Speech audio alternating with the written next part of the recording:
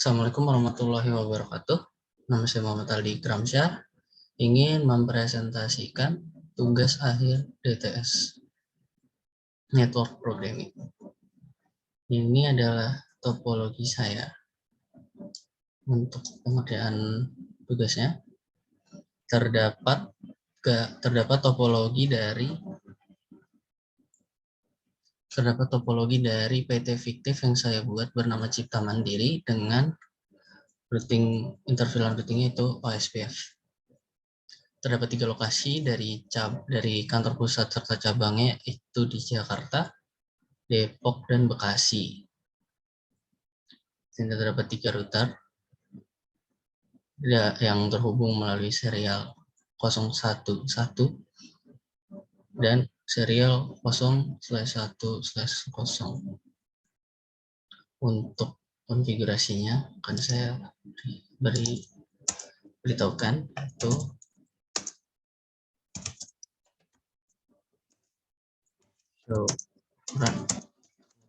run configuration.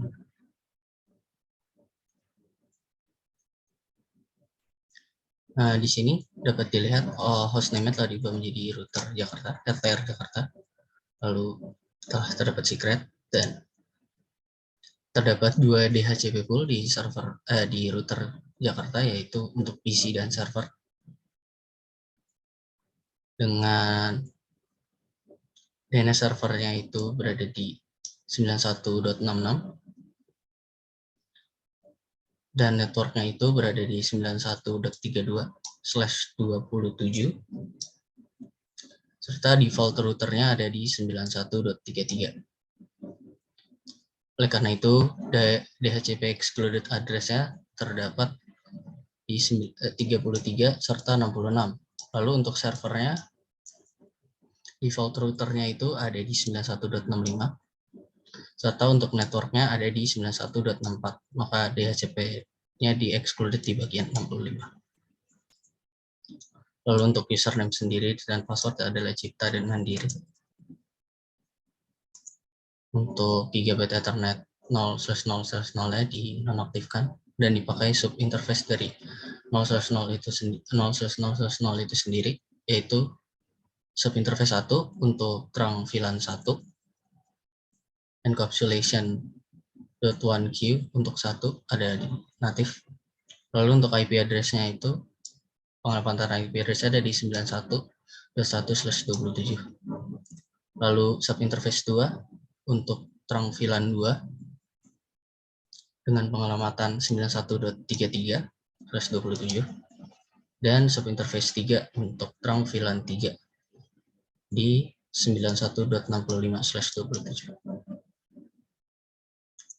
Lalu untuk serialnya di sini ada untuk 0/1/0 dengan deskripsi serial arah Depok. Ini adalah serial yang menuju ke kota Depok dengan pengalamatan IP address-nya 94.1/30. Lalu untuk serial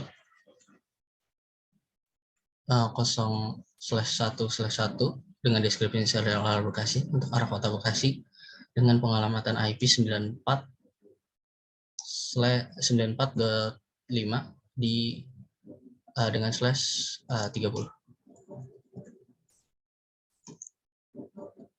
Lalu digunakan OSPF dengan interval routingnya dengan OSPF serta dinyalakan logging ke server dan dinyalakan juga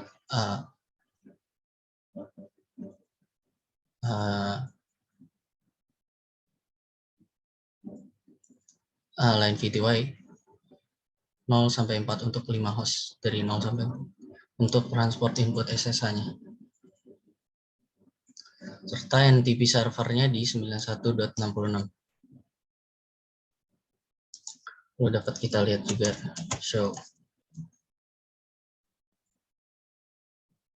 Sebentar.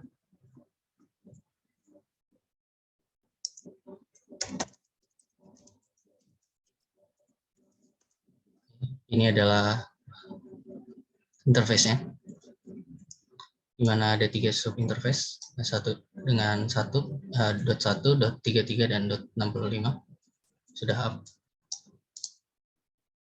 Lalu serial di 0/1/0 sama 0/1/1 sudah up juga. Lalu kita lihat IP protokol. Nah, ini telah up juga untuk OSPF Ariano. Lalu kita dapat melihat show IP route-nya.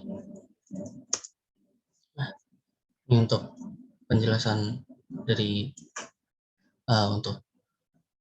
dari show IP route sendiri.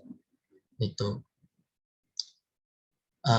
untuk ini telah connect C serta sudah menggunakan OSPF. Begini. Dan ini.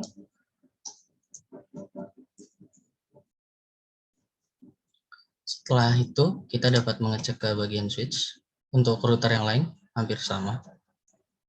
Cuma hanya di bagian serialnya saja ini hanya mengandung serial yang arah hanya ke Bekasi dan ini untuk arah hanya ke Depok.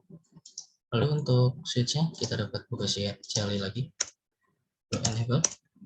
Lalu untuk password mandiri kita lihat show run.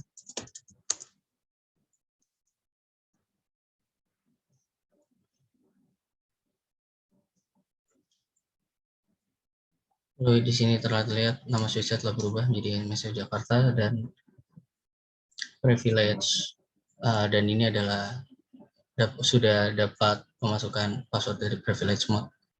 Ini adalah username serta passwordnya. Lalu telah terdapat IP domain name serta dan name servernya sendiri.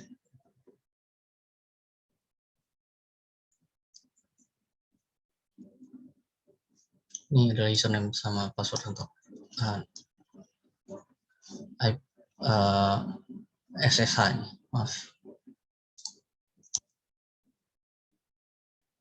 Sini dapat dilihat untuk gigabyte Ethernet 1/011 digunakan untuk terang. Lalu duanya untuk akses VLAN 2. Untuk VLAN 2. Lalu yang ketiganya juga untuk VLAN 2. Lalu yang kelimanya baru untuk VLAN 3. Karena dapat lihat di sini, ini adalah /3 dan /2. Empatnya hanya ke network controller yang tidak saya alamatkan untuk VLAN. Lalu servernya berada di /5.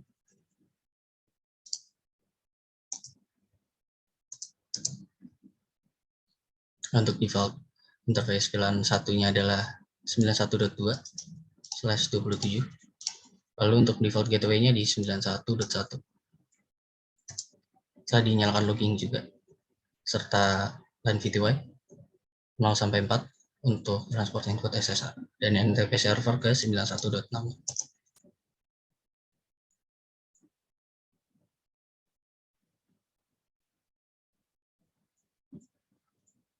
Lalu kita dapat mengecek lagi di bagian seperti tadi di server. Show NT brief. Oh maaf, show VLAN brief.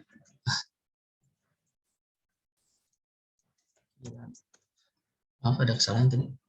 Nah dapat lihat di sini untuk VLAN 2-nya itu mengarah kepada PC di bagian 1/0/2 dan gigabyte 1/0/3 serta servernya di bagian 1/0/5.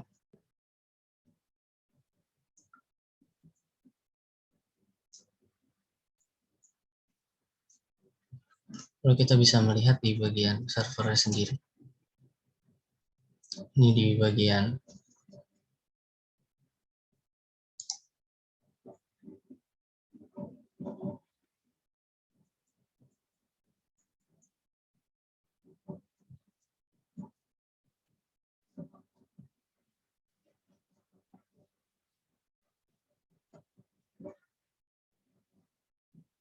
Lalu kita dapat melihat pada bagian server itu sendiri.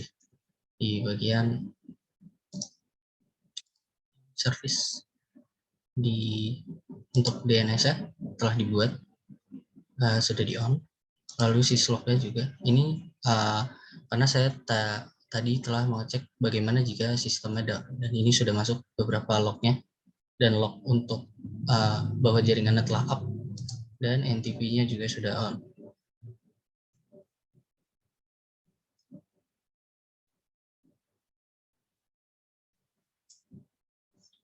Lalu kita dapat masuk ke SDN controller.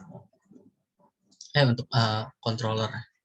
Kita dapat lihat di sini untuk default gateway-nya ada di 91.1. Untuk DNS server di 91.66. Dapat kita lihat di sini. Untuk IP address-nya ada di 91.3/27. Lalu untuk bagian controller telah di-enable.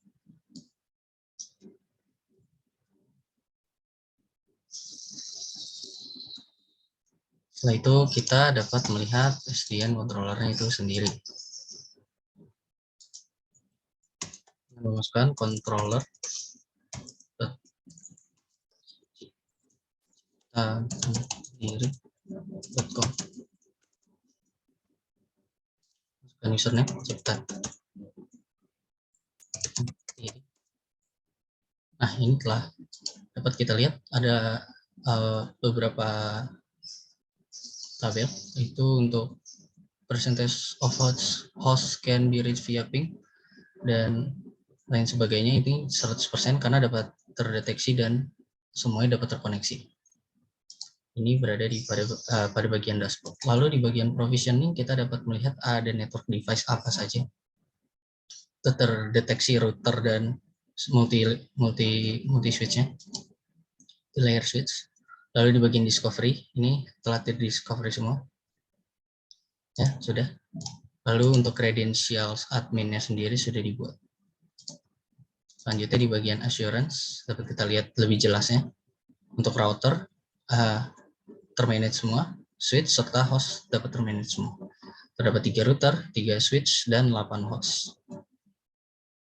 Ini adalah log yang belum terhapus sebelumnya untuk mengetes jika down apakah tercatat, dan ini tercatat dan sudah dibuat kembali 100 lagi. Untuk hostnya, ini sendiri ada semua hostnya. Lalu topologinya secara singkat arahnya. Lalu di bagian policy kita lihat ini DNS-nya seperti yang tadi sudah dibuat ciptamandiri.com serta alamat IP-nya. Untuk NTP-nya juga sudah aktif karena server, serta syslog-nya sudah dialamatkan juga.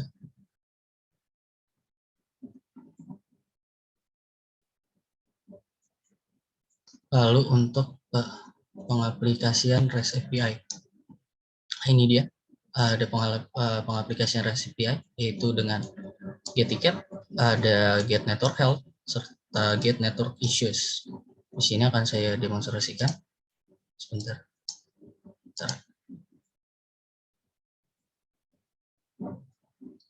Nah, ini telah keluar. Di sini network health percentage-nya adalah 100%. Gimana karena tadi di bagian sini dapat berjalan semua. Jika di bagian sininya terdapat health level yang menurun dari 100%, maka akan terdeteksi di sini seperti ini contohnya. Device is down di source C, maka ini akan turun ke level mungkin di sini tidak terdeteksi seperti ini. Di sini sempat 88%. Nah, ini adalah lognya. REST API-nya cukup sekian. Lalu untuk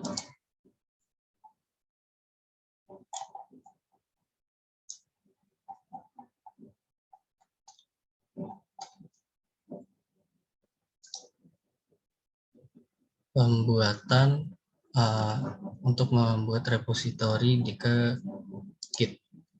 Di sini maaf saya menggunakan Word karena ada terkendala laptop. Di sini pertama kita buat repositorinya dulu di GitHub, lalu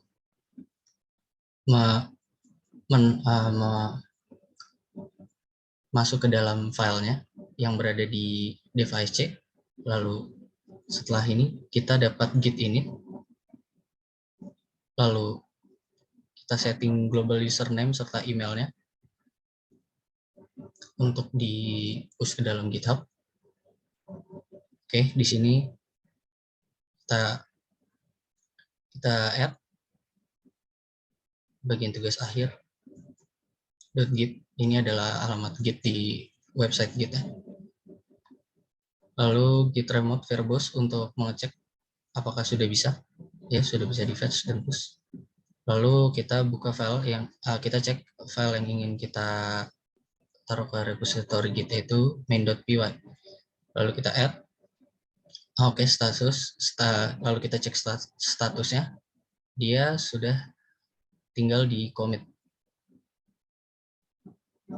Sudah di bagian staging. Ya.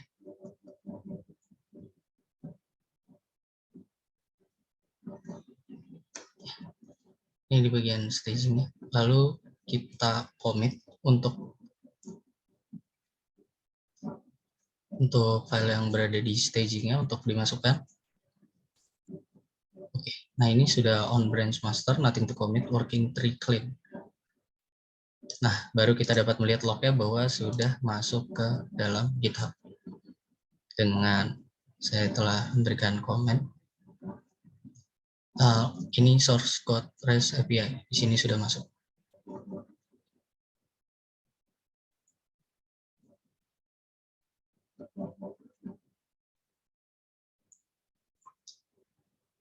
Keluar dari staging, lalu git push origin master, lalu baru ini kita push, lalu masuk ke origin master, lalu passwordnya kita dapatkan dari token yang berada di web.